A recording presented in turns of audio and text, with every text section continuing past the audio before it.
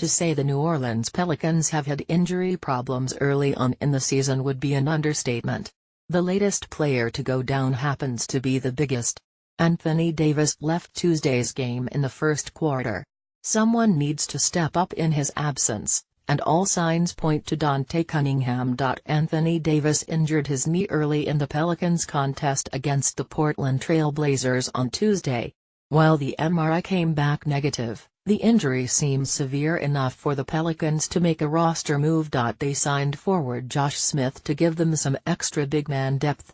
That kind of desperation move suggests Davis will miss at least a few games. Of course, losing someone as good as Anthony Davis would hurt any team.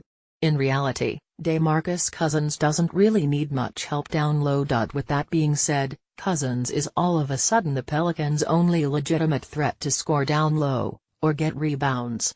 Meanwhile, New Orleans lost one of its three true scoring options. That leaves a major gap between the two offensive threats, Cousins and Drew Holiday. A week ago, I would have told you that Jordan Crawford could at least flip the switch and take over a game offensively for a stretch.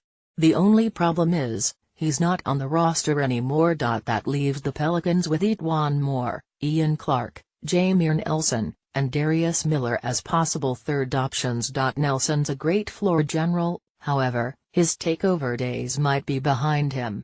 Clark can be dangerous, but he's not much of a shot creator. Meanwhile, Miller has a solid all-around game but isn't much of big game threat.